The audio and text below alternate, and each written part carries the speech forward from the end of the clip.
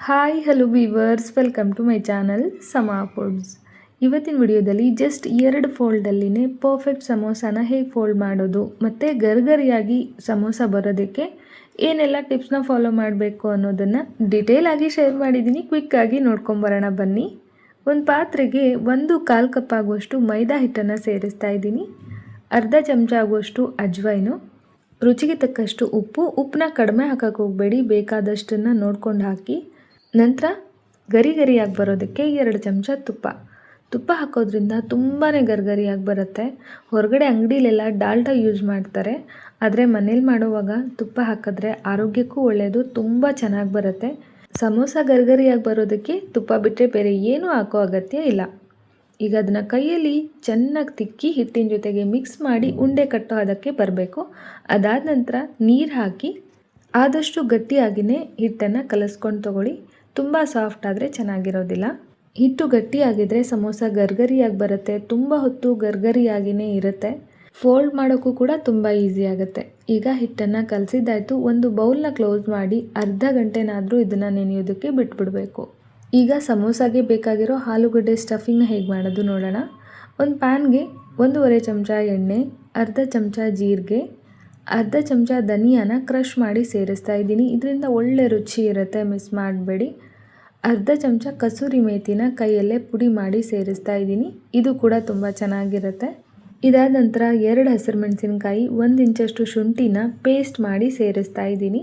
ಬೇಕು ಅಂದರೆ ಇದ್ರ ಜೊತೆಗೆ ಒಂದು 3-4 ಎಸಳು ಬೆಳ್ಳುಳ್ಳಿ ಕೂಡ ಸೇರಿಸಿ ಪೇಸ್ಟ್ ಮಾಡ್ಕೊಳ್ಳಿ. ಈಗ ಇದನ್ನು ಕಡಿಮೆ ಉರಿನಲ್ಲಿ ಲೈಟಾಗಿ ಫ್ರೈ ಮಾಡ್ಕೊಳ್ಬೇಕು. ಈ ಒಗ್ಗರಣೆನ ಸೀದೋಗೋಕ್ಕೆ ಬಿಡಬೇಡಿ, ಆದಷ್ಟು ಕಡಿಮೆ ಊರಿನಲ್ಲಿನೇ ಫ್ರೈ ಮಾಡ್ಕೊಳ್ಳಿ. ನಂತರ ಅರ್ಧ ಕಪ್ ಆಗುವಷ್ಟು ಫ್ರೋಝನ್ ಬಟಾಣಿ, 1 ಕಡ್ಡಿ ಕರಿಬೇವನ್ನು ಕೂಡ ಸೇರಿಸಿದ್ದೀನಿ. ಇದನ್ನು ಕೂಡ ಚೆನ್ನಾಗಿ ಫ್ರೈ ಮಾಡ್ಕೊಳ್ಬೇಕು. ಫ್ರೋಝನ್ ಬಟಾಣಿ ಇಲ್ಲ ಅಂದರೆ ಹಸಿ ಬಟಾಣಿ ಅಥವಾ ನೆನೆಸಿ ಬೇಯಿಸಿರೋಂಥ ಬಟಾಣಿನ ಕೂಡ ಸೇರಿಸಿ ಫ್ರೈ ಮಾಡ್ಕೊಳ್ಬೋದು. ಇದಾದ ನಂತರ 3 ಆಲೂಗಡ್ಡೆನ ಬೇಯಿಸಿ ಇಟ್ಕೊಂಡಿದ್ದೀನಿ, ಸಿಪ್ಪೆ ತೆಗೆದು ಅದನ್ನು ಕೈಯಲ್ಲಿನೇ ಮ್ಯಾಶ್ ಮಾಡಿ ಸೇರಿಸ್ತಾ ಇದ್ದೀನಿ. ನಿಮಗೆ ಇಷ್ಟ ಇದ್ದರೆ ಇದ್ರ ಜೊತೆಗೆ ಈರುಳ್ಳಿ, ಸಣ್ಣದಾಗಿ ಕಟ್ ಮಾಡಿರೋ ಕ್ಯಾರೆಟು ಅಥವಾ ಬೇರೆ ಬೇರೆ ತರಕಾರಿಗಳನ್ನು ಕೂಡ ಹಾಕಿ ಮಾಡ್ಕೊಳ್ಬೋದು. ಆದರೆ ನಾನಿಲ್ಲಿ ಸ್ಟ್ರೀಟ್ ಸ್ಟೈಲಲ್ಲಿ ಬರೀ ಆಲೂ ಸಮೋಸಾನ ಮಾಡ್ತಾಯಿದ್ದೀನಿ. ಈಗ ಆಲೂಗಡ್ಡೆನೇ ಸೇರಿಸಿ ಚೆನ್ನಾಗಿ ಇದನ್ನು ಮಿಕ್ಸ್ ಮಾಡ್ಕೊಂಡಿದ್ದಾಗಿದೆ. ಈಗ ಇದಕ್ಕೆ 1/4 ಚಮಚ ಅರಿಶಿನದ ಪುಡಿ, ಅರ್ಧ ಚಮಚ ಧನಿಯಾ ಪುಡಿ, ಅರ್ಧ ಚಮಚ ಹೋಮ್ಮೇಡ್ ಗರಂ ಮಸಾಲ, ಅರ್ಧ ಚಮಚ ಡ್ರೈ ಮ್ಯಾಂಗೋ ಪೌಡರು, ಅರ್ಧ ಚಮಚ ಅಚ್ಚ ಖಾರದ ಪುಡಿ, ರುಚಿಗೆ ತಕ್ಕಷ್ಟು ಉಪ್ಪನ್ನು ಸೇರಿಸ್ತಾ ಇದ್ದೀನಿ. ಜೊತೆಗೆ ಒಂದು 1/4 ಚಮಚ ಸೋಂಪನ್ನು ಹಾಕೋದ್ರಿಂದ ರುಚಿ ತುಂಬ ಚೆನ್ನಾಗಿರುತ್ತೆ. ಒಗ್ಗರಣೆಗೂ ಹಾಕ್ತಾರೆ, ಆದರೆ ನಾನೀಗ ಹಸಿಯಾಗಿಯೇ ಸೇರಿಸ್ತೀನಿ, ನನಗಿದೆ ಇಷ್ಟ. ನಿಮ್ಗೆ ಇಷ್ಟ ಆಗುತ್ತೆ ಅಂದರೆ ನೀವು ಒಗ್ಗರಣೆಲೂ ಕೂಡ ಹಾಕಿ ಫ್ರೈ ಮಾಡ್ಕೊಳ್ಳಿ. ಈಗ ಇದೆಲ್ಲನೂ ಸೇರಿಸಿ ಚೆನ್ನಾಗಿ ಮ್ಯಾಶ್ ಮಾಡ್ತಾ ಮಿಕ್ಸ್ ಮಾಡ್ಕೊಳ್ಬೇಕು. ನಾನು ಇದಕ್ಕೆ ಡ್ರೈ ಮ್ಯಾಂಗೋ ಪೌಡರ್ ಹಾಕಿದೆ ಅಲ್ವಾ, ಅದಿಲ್ಲ ಅಂದರೆ ಚಾಟ್ ಮಸಾಲಾನ ಹಾಕ್ಕೊಳ್ಳಿ. ಕೊನೆಯಲ್ಲಿ ಧಾರಾಳವಾಗಿ ಕೊತ್ತಂಬರಿ ಸೊಪ್ಪು ಹಾಕಿ ಮತ್ತೆ ಒಂದು ಸಲ ಚೆನ್ನಾಗಿ ಮಿಕ್ಸ್ ಮಾಡಿ ಗ್ಯಾಸ್ನ ಆಫ್ ಮಾಡಿಕೊಂಡು ಪೂರ್ತಿ ಪ್ಯಾನ್ ಫುಲ್ ಇದನ್ನು ಹರಡಿ ತಣ್ಣಗಾಗೋದಕ್ಕೆ ಬಿಡಬೇಕು. ಈಗ ಸ್ಟಫಿಂಗ್ ರೆಡಿ ಆಗಿದೆ, ಇದು ತಣ್ಣಗಾಗ್ತಾ ಇರಲಿ.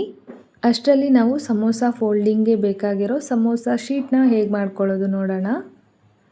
ಹಿಟ್ಟನ್ನು ನಾನು ಮುಂಚೆನೇ ಕಲಸಿಟ್ಟಿದ್ದೆ ಅಲ್ವಾ, ಹಿಟ್ಟು ಚೆನ್ನಾಗಿ ಒಂದು ಅರ್ಧ ಗಂಟೆಗಿಂತ ಜಾಸ್ತಿ ಹೊತ್ತು ನೆಂದಿದೆ.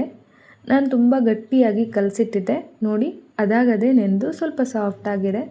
ಮತ್ತಿದನ್ನು ಸ್ವಲ್ಪ ನಾದ್ಕೊಂಡು ಈ ಥರ ಸಣ್ಣ ಸಣ್ಣ ಹುರುಳಿನ ಮಾಡ್ಕೊಳ್ಬೇಕು. ಚಪಾತಿ ಹುರುಳಿ ಮಾಡ್ಕೊಳ್ತೀವಲ್ಲ ಅದಕ್ಕಿಂತ ಸಣ್ಣದಾಗಿಯೇ ಇರಲಿ. ನಾನಿಲ್ಲಿ ಸ್ವಲ್ಪ ತುಂಬ ದೊಡ್ಡ ಸಮೋಸಾನೂ ಅಲ್ಲ, ಮಿನಿ ಸಮೋಸಾನೂ ಅಲ್ಲ, ಮೀಡಿಯಮ್ ಆಗಿರೋಂಥದ್ದನ್ನು ಮಾಡ್ಕೊಂಡಿದ್ದೀನಿ. ನಾನು ತೋರಿಸಿರೋ ಈ ಅಳತೆನಲ್ಲಿ ಒಂದು 16 ಸಮೋಸ ಆಗುತ್ತೆ, ಮೀಡಿಯಮ್ ಸೈಜು. ಲಟ್ಸೋದಕ್ಕೆ ನಾನಿಲ್ಲಿ ಮೈದಾ ಹಿಟ್ಟನ್ನೇ ಬಳಸ್ಕೊಂಡಿದ್ದೀನಿ. ಪೂರಿ ಅಥವಾ ಚಪಾತಿನ ಲಟ್ಟಿಸ್ತೀವಲ್ವ, ಅದೇ ಥರ ಇದನ್ನು ಕೂಡ ಲಟ್ಟಿಸ್ಬೇಕು. ತುಂಬ ತೆಳುವಾಗಬಾರ್ದು, ಹಾಗಂತ ತುಂಬ ದಪ್ಪನೂ ಇರಬಾರ್ದು. ಇಲ್ಲಿ ತೋರಿಸ್ತಾ ಇದ್ದೀನಲ್ಲ, ಈ ಥರ ಮೀಡಿಯಮ್ ಆಗಿದ್ದರೆ ಸಾಕು. ಸಾಧ್ಯ ಆದರೆ ಎಲ್ಲ ಸಮೋಸ ಶೀಟ್ಗಳನ್ನು ಮೊದಲೇ ಲಟ್ಟಿಸ್ಕೊಂಡು ಒಂದು ಬಟ್ಟೆ ಮೇಲೆ ಹಾಕಿಟ್ಕೊಂಡ್ಬಿಟ್ರೆ ಬೇಗ ಆಗೋಗ್ಬಿಡುತ್ತೆ. ಟ್ರೈ ಮಾಡಿ.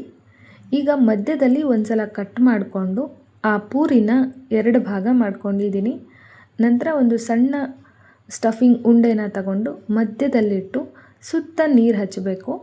ನೀರು ಹಚ್ಚಿದಾದ ನಂತರ ನೋಡಿ, ಇವಾಗ ಮ್ಯಾಜಿಕ್ ಮಾಡ್ತೀನಿ. ಜಸ್ಟ್ 2 ಫೋಲ್ಡು, ಈ ಕಡೆ ತುದಿನ ಆ ಕಡೆಗೆ ಫೋಲ್ಡ್ ಮಾಡಬೇಕು, ಆ ಕಡೆ ತುದಿನ ಈ ಕಡೆ ಫೋಲ್ಡ್ ಮಾಡಬೇಕು. ಇಷ್ಟು ಮಾಡಿದ್ರೆ ಪರ್ಫೆಕ್ಟ್ ಟ್ರಯಾಂಗಲ್ ಶೇಪಲ್ಲಿರೋಂಥ ಸಮೋಸ ರೆಡಿ ಆಗುತ್ತೆ.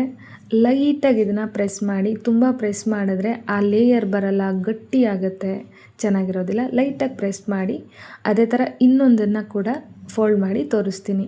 ಮಧ್ಯದಲ್ಲಿ ಸ್ಟಫಿಂಗ್ ಇಟ್ಕೊಳ್ಳಿ, ಸುತ್ತ ನೀರು ಹಚ್ಕೊಳ್ಳಿ, ಈ ಕಡೆ ತುದಿನ ಆ ಕಡೆಗೆ, ಆ ಕಡೆ ತುದಿನ ಈ ಕಡೆಗೆ ಫೋಲ್ಡ್ ಮಾಡಿಬಿಟ್ರೆ ಮುಗಿದೋಯ್ತು. ಎಷ್ಟು ಈಸಿ ಇದೆ ಅಲ್ವಾ? ಒಬ್ಬರೇ ಎಷ್ಟು ಬೇಕಾದರೂ ಸಮೋಸ ಮಾಡ್ಬೋದು, ಬೇಗ ಬೇಗ ಆಗುತ್ತೆ. ಆ ಎಲೆಗಳನ್ನೆಲ್ಲ ಲಟ್ಟಿಸಿ ಇಟ್ಕೋಬೇಕು ಅಷ್ಟೇ. ಈಗ ನೋಡಿ, ಇದೇ ಥರ ಎಲ್ಲ ಸಮೋಸನೂ ಕೂಡ ರೆಡಿ ಮಾಡ್ಕೊಂಡು ತಗೊಂಡಿದ್ದೀನಿ. ಎಷ್ಟೊಂದು ಪರ್ಫೆಕ್ಟಾಗಿ ಬಂದಿದೆ ಅಲ್ವಾ? ಆ ಸ್ಟಫಿಂಗ್ ಕೂಡ ತುಂಬ ರುಚಿಯಾಗಿರುತ್ತೆ. ನಾನು ಹೇಗೆ ಮಾಡೋದ್ನೋ ಅದೇ ಥರ ಒಂದು ಸಲ ಟ್ರೈ ಮಾಡಿ. ಒಳಗಡೆ ಆಲೂ ಸ್ಟಫಿಂಗ್ನ ಇಡ್ತೀವಲ್ವ, ಅದನ್ನು ಕೂಡ ಜಾಸ್ತಿ ಇಡಕ್ಕೆ ಹೋಗಬೇಡಿ, ನೀಟಾಗಿ ಮಡ್ಚೋದಕ್ಕೆ ಬರೋದಿಲ್ಲ, ಮೀಡಿಯಮ್ ಆಗೇ ಇರಲಿ. ಈಗ ಇದನ್ನು ಫ್ರೈ ಮಾಡ್ಕೊಳ್ಳೋಣ. ಫ್ರೈ ಮಾಡ್ಕೊಳ್ಳೋದಕ್ಕೆ ಎಣ್ಣೆ ಮೀಡಿಯಮ್ ಆಗಿ ಕಾದಿರಬೇಕು, ತುಂಬ ಕಾದಿರಬಾರ್ದು.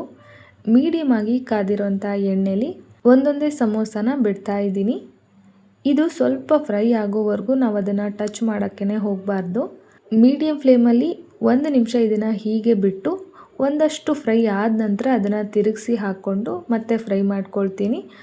ಉರಿ ತುಂಬ ಕಡಿಮೆ ಆಯಿತು ಅಂದವಾಗ ಮಾತ್ರ ಉರಿನ ಜಾಸ್ತಿ ಇಟ್ಕೊಳ್ಳಿ, ಇಲ್ಲ ಅಂದರೆ ಆದಷ್ಟು ಲೋ ಟು ಮೀಡಿಯಮ್ ಫ್ಲೇಮಲ್ಲೇ ಫ್ರೈ ಮಾಡ್ಕೊಳ್ಳಿ.